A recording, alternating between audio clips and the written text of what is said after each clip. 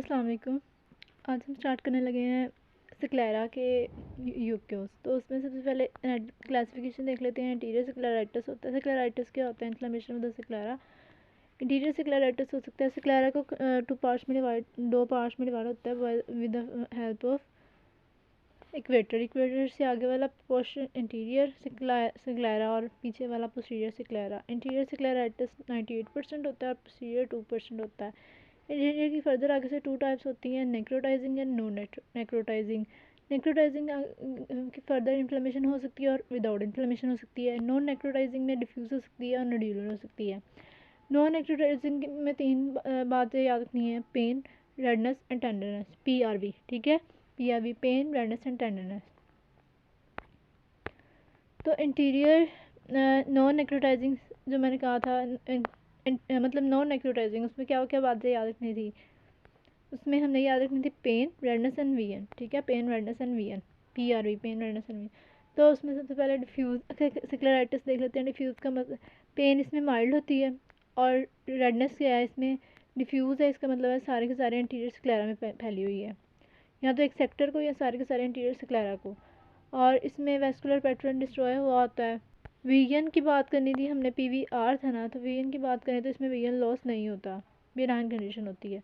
निड्यूलर pen, उसमें diffuse में pen mild थी और इसमें पेन क्या है? मॉडरेट है निड्यूलर में।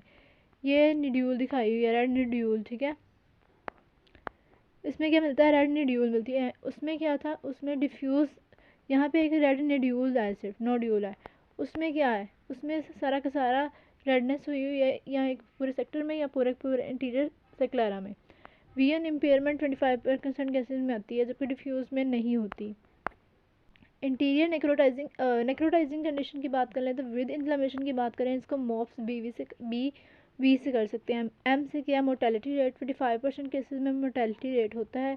O से क्या है? Onset, sudden onset, gradual onset होता है। ठीक है, ग्रेजुअल ऑनसेट होता है। P से क्या है? पेन पहले माइल्ड होती है और आहिस्ता आहिस्ता स्पीयर हो जाती है, पेन।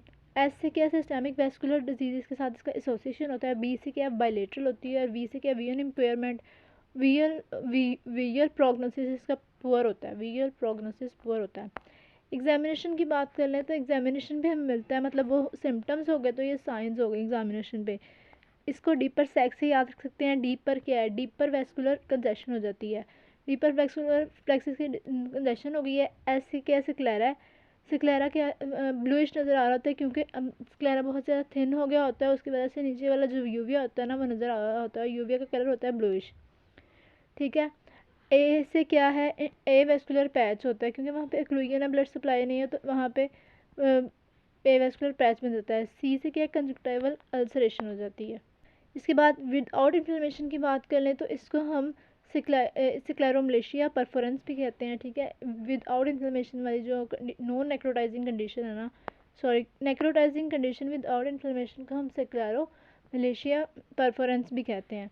ये भी बायलेटरल होती है। उसमें एसोसिएशन विद इन्फ्लेमेशन वाले में एसोसिएशन जो थी वो किसके साथ थी? सिस्टेमिक वेस्कुलर डिजीज़ के साथ थी। इसमें रूमेटॉइड आर्थराइटिस के साथ एसोसिएशन है, उन वीमेन में होती है जिनमें लॉन्ग स्टैंडिंग रूमेटॉइड आर्थराइटिस होता है। ठीक है, उसमें क्या होती है? पेन पहले माइल्ड थी और बाद में सिवियर हो जाती है, इसमें पेन लेस होती है।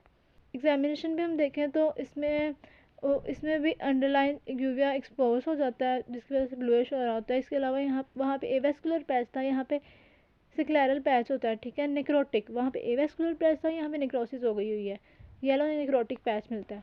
पोस्टीरियर सिक्लेराइटिस की बात करें तो इसको फ्लॉप्स VN से याद कर सकते हैं। ठीक है, फ्लॉप्स VN। F से क्या है? Fundus examination, fundus findings. L से क्या है? लिड का एडिमा हुआ होता है। O से क्या है? ऑप्थेल्मोप्लेजिया हुआ है। ठीक है, इसके अलावा P से क्या है? पेन है और प्रोप्टोसिस है। VN क्या है? VN इसमें इम्पेयरमेंट, VN इम्पेयर होती है। फंडस एग्जाम फाइंडिंग्स को हम DMC से याद कर सकते हैं। D इसमें 3 है, डिस्क की स्वेलिंग हुई हुई है। इसके अलावा 2 डिटैचमेंट्स हैं, रेटिनल डिटैचमेंट है और क्रोइडल डिटैचमेंट है। ठीक है, M से क्या है? Macular oedema. C से क्रोइडल फोल्ड्स। ठीक है, macular DMC disc swelling, retinal detachment, choroidal detachment, macular oedema और क्रोइडल फोल्ड्स। सिक्लेरा की पिक्चर्स देख लेते हैं। तो ये सबसे पहले डिफ्यूज सिक्लेराइटिस में क्या था? डिफ्यूज कंजेशन हुई हुई है, रेडनेस हुई हुई है, तो ये सारी जगह पे कंजेशन हुई हुई है। इसके बाद नड्यूलर था, उसमें रेड नड्यूल बनी हुई है। और इसके बाद मैंने जो बताया था आपको नेक्रोटाइजिंग, ठीक है, इन्फ्लेमेशन वाला नेक्रोटाइजिंग, उसकी एग्जामिनेशन में हमें 4 चीज़ें मिल रही थी। डीपर सैक, तो डीपर सैक, डीप क्या है, डीपर वेस्कुलर कंजेशन हुई है, ठीक है। इसके अलावा क्या था, ए वेस्कुलर पैच है, ये ए वेस्कुलर पैच दिखाया हुआ है। और इसके अलावा कंजक्टिवल अल्सर होता है, और जो थिनिंग ऑफ स्क्लेरा की वजह से नीचे से अंडरलाइंग जो यूविया वो नज़र आ रहा होता है, उसकी वजह से ब्लूइश स्क्लेरा होता है। तो ये है bluish sclera. This is all about the sclera. Thank you.